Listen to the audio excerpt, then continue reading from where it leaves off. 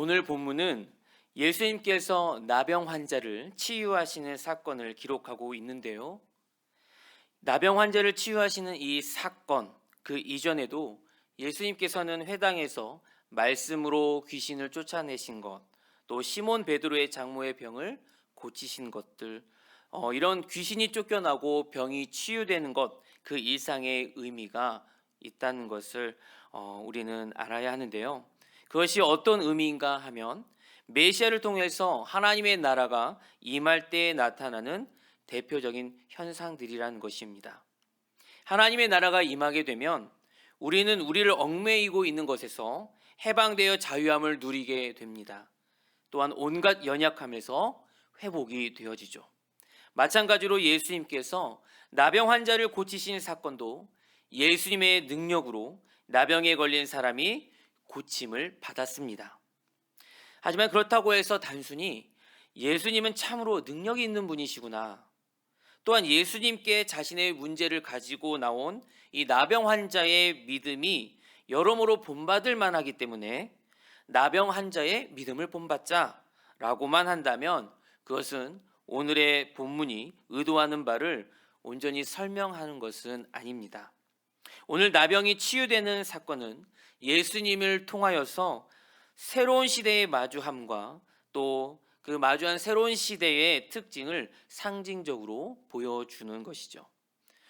먼저 오늘 본문의 진정한 의도를 알기 위해서 당시에 나병에 대해서 우리가 좀 알 필요가 있습니다. 나병은 인간이 경험하는 그 질병 중 큰 고통을 안겨다 주는 가장 저주스러운 병으로 당시 간주되었습니다. 그래서 이스라엘에서는 어떤 사람이 나병에 걸리게 되면 레위기 13장과 14장에 근거하여서 사회로부터 격리를 시켰습니다. 혹시 나병에 걸린 환자가 사람들이 있는 곳을 지날 때면 자신이 환자인 것을 알리기 위해서 부정하다, 부정하다라고 반복해서 외쳐야 했습니다. 그렇게 해서 주변 사람들이 접근하지 못하게 하는 것이었죠. 그래서 모든 사회적 특권을 상실당했기 때문에 살았다고 하나 실상은 죽은 자와 다름없는 존재였습니다. 오늘 본문은 이렇게 사회로부터 격리되었던 나병 환자가 예수님께 나아왔고 또 예수님께서는 손을 이렇게 내밀어서 그에게 안수해서 고치셨다고 말씀하십니다. 이것은 당시에 모든 사람들이 생각할 수도 없는, 정말 깜짝 놀랄 만한 정말 파격적인 행동이었습니다. 그렇다면 왜 예수님께서 당시의 그 관습상 매우 파격적으로 나병 환자를 고치셨을까? 이를 알기 위해서는 우린 먼저 나병에 걸린 구약의 레위기에서 나병에 걸린 사람을 어떻게 취급하도록 했는지를 잠시 살펴보아야 합니다. 성경 레위기에선 거룩한 것과 속된 것, 또 정결한 것과 부정한 것을 구분하라고 말씀하십니다. 11장, 레위기 11장 전체 내용을 보게 되면요, 우리가 많이 들어왔던 것처럼 짐승이나 생선, 또 새들 가운데 먹어도 되는 그런 정결한 것들과 또 먹지 말아야 할 부정한 것들에 대해서 말씀하십니다. 12장에서는 해산한 여인의 정결에 대해서 말씀하시고요, 13장과 14장은 나병 또는 심한 피부병에 대해서 말씀하고 있습니다. 이런 문맥에서 보게 되면 13장과 14장에 있는 나병에 대한 그 규례는 11장에 있는 정결한 음식과 부정한 음식에 대한 규례와 같은 그 차원에서 이해되어야 한다는 것이죠. 음식에 대한 규례의 가장 기본적이고 우선적인 취지가 무엇인가 하면 이스라엘 백성들이 하나님의 구별된 백성임을 알게 하는 것과 또한 그들에게 하나님의 구별된 백성으로서의 구별된 삶을 더욱더 장려하기 위한 것이었습니다. 신명기 14장 2절과 21절에 보게 되면요, 너는 내 하나님 여호와의 성민이라. 여호와께서 지상 만민 중에서 너를 택하여 자기 기업의 백성으로 삼으셨느니라. 21절의 상반절인데요, 너희는 너희의 하나님 여호와의 성민이라 라고 했습니다. 음식에 관한 규례 가운데 서론과 결론에서 음식을 구별하는 것 그 자체보다도 음식의 구별이 이스라엘에게 주는 의미, 그 의미는 하나님의 구별된 백성으로서 이스라엘 모습을 강조하고 있다는 것이죠. 너희는 여호와의 성민이다 라는 것입니다. 창세기 9장 4절에 보면요, 노아 홍수 이후에 하나님께서 살아있고 움직이는 그 모든 것은 우리의 음식이 된다고 하셨습니다. 또 신약 성경에서도 예수님께서 입에서 나오는 것이 더러운 것이지 들어가는 것이 더러운 것이 아니라고 하면서 모든 음식을 먹을 수 있다고 말씀하셨습니다. 또한 사도행전 15장을 보면 예루살렘 공의회에서 모든 음식을 먹어도 된다고 결론을 지었습니다. 또 신명기 14장 21절인데요. 하반절을 보게 되면 스스로 죽은 모든 것은 먹지 말 것이나 그것을 성중에 거류하는 객에게 주어 먹게 하거나 이방인에게 파는 것은 가하니라 라고 했습니다. 이것은 이스라엘에게 부정하게 보이는 음식도 이방인들과 외국 사람들에게는 팔 수 있음을 말씀하고 있는 것이죠. 따라서 정한 것과 부정한 것에 대한 규례는 처음부터 이스라엘에게만 명령이 되었었고 이방인들과는 상관없는 것을 알 수 있습니다. 특별히 이스라엘 백성에게 구원사적인 특별한 상황에서 준 것이지 전 우주적으로 영원히 지키라고 주셨던 법이 아니었던 것이죠. 마찬가지로 오늘 이 나병에 대한 언급도 같은 차원에서 이해되어야 합니다. 나병에 걸린 사람을 이스라엘 공동체 밖으로 쫓아낸 것도 나병이 단지 전염성이 된다거나 죽을 병에서가 아니라 하나님 백성으로서 이스라엘이 그들 자신의 순전함과 또 온전함이 얼마나 중요한지를 깨달을 수 있도록 일시적으로 주셨던 명령이었던 것입니다. 그러므로 예수님이 나병에 걸린 사람을 치료하신 사건을 단순히 어떤 병을 치료한 것으로만 설명해서는 안 된다는 것이죠. 이 사건 속에서 예수님께서 오신 목적과 또 본질이 나타나 있다는 것을 우리는 이 시간 깨달아야 할 것입니다. 즉 나병에 걸린 사람의 치유는 예수님을 통해서 하나님의 구원 역사에서 이스라엘의 특권적인 위치가 이제는 없어지고 새로운 언약 공동체 또는 새로운 하나님의 백성의 시대가 이제 도래했음을 우리에게 알려주고 있습니다. 새로운 언약 공동체라는 것은 우리 이제 잘 알고 있겠죠. 예수님이 하나님의 아들인 것을 믿는 공동체. 예수님이 메시아 되심을 믿는 공동체. 이것이 바로 새로운 언약 공동체로 우리는 알고 있습니다. 자, 한편 예수님께서요, 나병 환자를 깨끗하게 하신 후 무언가 말씀하셨는데요. 43절과 44절 상반절을 보면요, 곧 보내시며 엄히 경고하사 이르시되 삼가 아무에게 아무 말도 하지 말고 라고 하십니다. 여러분 궁금하지 않습니까? 나병을 고치신 이 놀라운 이 사건을 하신 그 예수께서 이제 이분이 예수라고 소문이 나면 더 좋은 것 아니겠습니까? 이제 더 많은 사람들이 예수님께로 다 몰려와서 많은 사람들이 예수님으로부터 병을 고침받고 자유함을 얻으면 얼마나 좋겠습니까? 하지만 앞에서 언급했던 것처럼 나병 환자를 고치신 이 사건은 구원사의 한 획을 그을 만큼 되게 매우 중요한 사건이었습니다. 즉 예수님께서 메시아임을 보여주는 사건이라고 했는데요. 그러면 예수님께서 의도한 대로 정말 자연스럽게 그렇게 되는 것 아닌가라고 우리는 생각할 수 있지만 예수님의 생각은 달랐습니다. 여기서 사람들로 하여금 오해가 생길 것 같아서 그렇게 막으셨던 것입니다.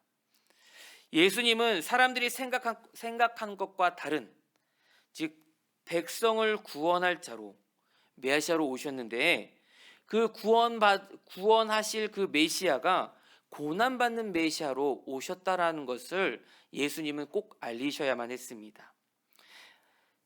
즉 예수님의 하나님의 아들 되심은 십자가를 통해서 완성이 된다는 것이죠. 그런데 사람들이 이 사실을 망각한다면 예수님을 오해한 것이 됩니다. 하지만 사람들이 바라는 메시아는 이러했습니다. 현실적인 문제 해결과 또 관련된 정치적인 메시아로서 또 군사적인 메시아로서 이렇게 메시아를 원했던 것이죠. 이런 오해를 주지 않고자 예수님은 그것을 전하지 말라고 했던 것입니다. 여기에 기적을 행하는 사람, 또 병을 고치는 사람으로만 인식할까 봐 그러했던 것이죠. 그런데 오늘날 교회에서도 예수님의 우려를 그대로 보여주려고 하는 경우가 허다합니다.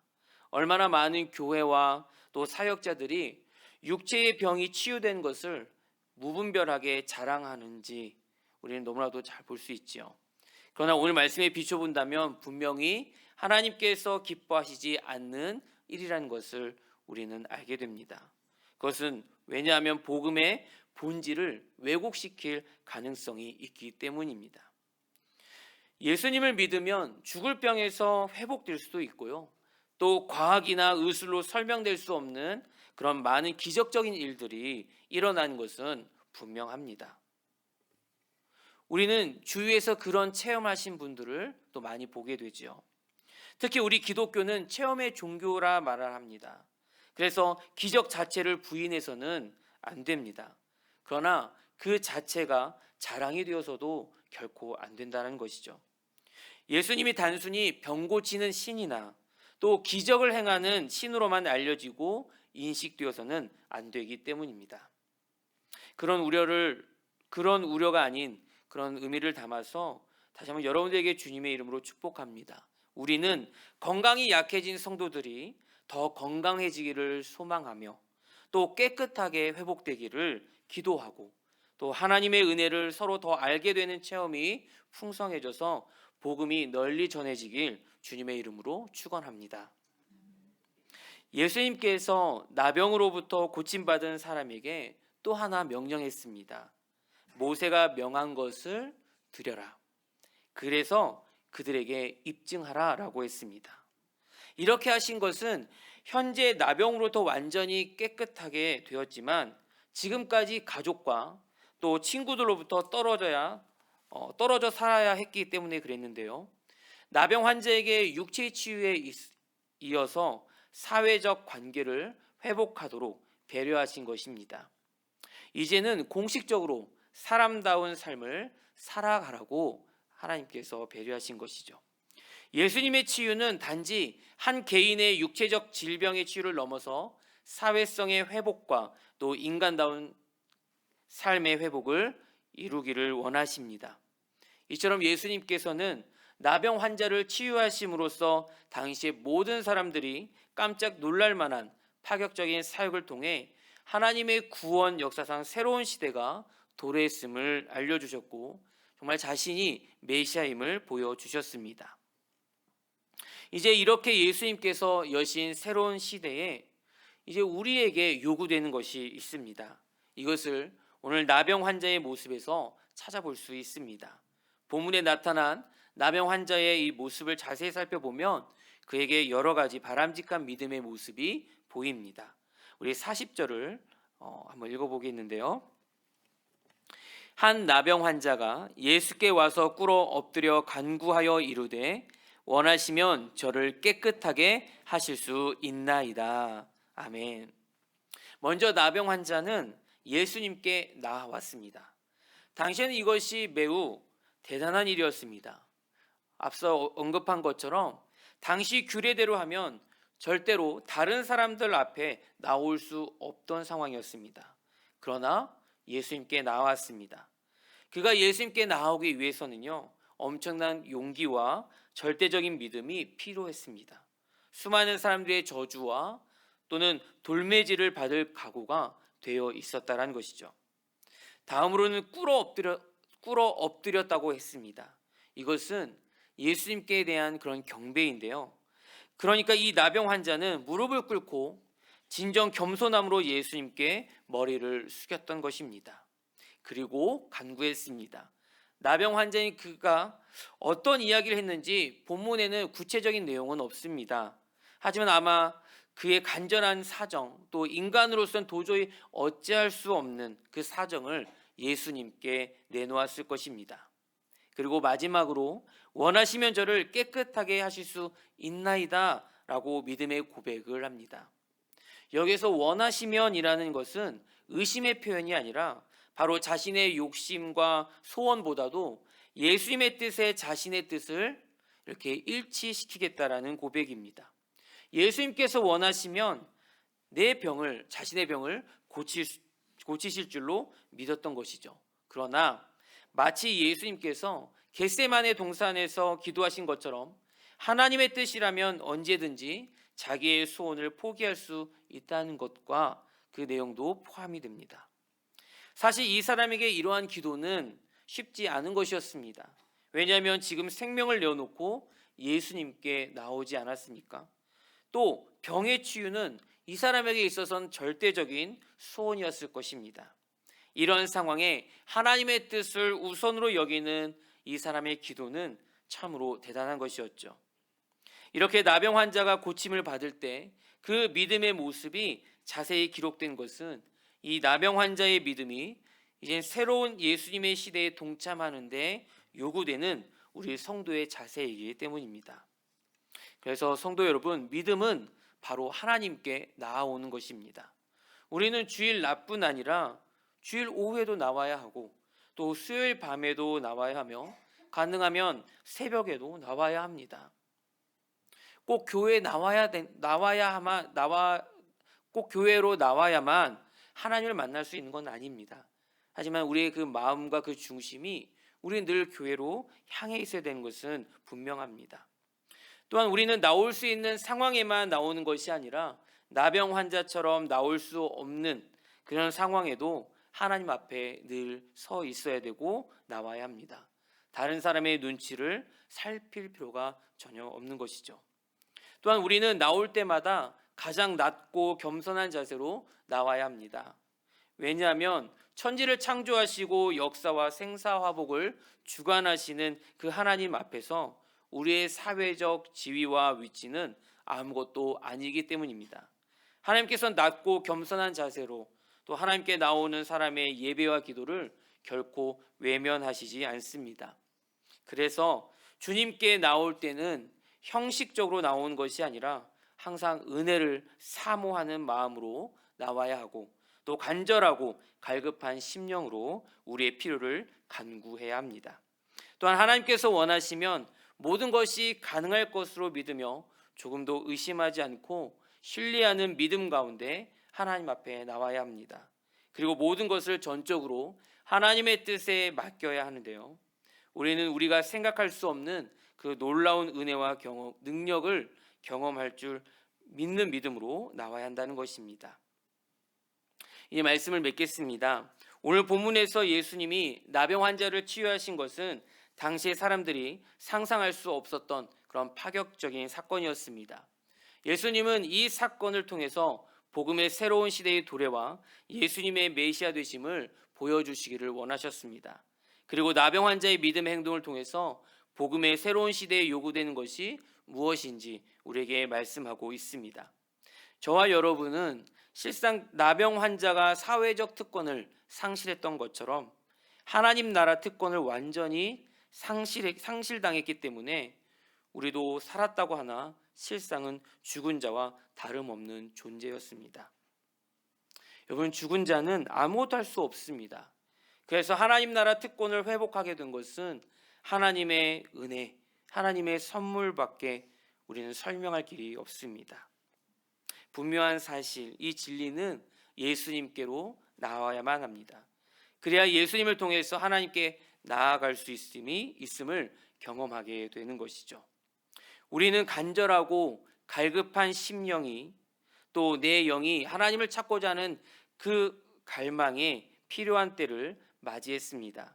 항상 은혜를 사모하는 마음으로 나와서 예수님의 능력을 찬양하는 열기가 뜨거웠던 일들, 그 예전만을 그리워만 하지 말고 이제는 교회가 교회다워져야 합니다. 그렇다고 해서 우리가 회복합시다, 회복만 외친다고 해서 되는 것도 아닙니다. 주님께로 나오는 것부터 시작이 됩니다. 우리의 마음이 행동으로 이어져서 옮겨져야 된다는 것이죠. 그렇게 되어 코로나 이후 냉랭해진 현대 교회가, 또 우리 예수 비전 교회가, 그리고 우리 전주의 이웃 교회들마다 영적으로 회복되고 또 사회적 관계에서도 회복되어야 하는 줄 믿습니다. 여러분, 오늘 예수님께서는 우리에게 복음의 능력이 임하기를 원하십니다. 나병 환자를 고치신 것처럼 또 우리 자신이나 주위의 사람들이 상상할 수 없는 파격적인 사건을 우리에게 보여주기를 원하십니다. 이것을 위해서 우리에게 나병 환자와 같은 믿음이 필요한 것이죠. 가장 겸손히 하나님의 하나님 되심을 인정하고 또 하나님을 신뢰함으로 자신을 완전히 맡기는 그 믿음을 성령께 늘 간구해야 합니다. 나병 환자를 고쳐주신 것 같은 놀라운 일들이 우리에게 일어날 것을 주님의 이름으로 축원합니다.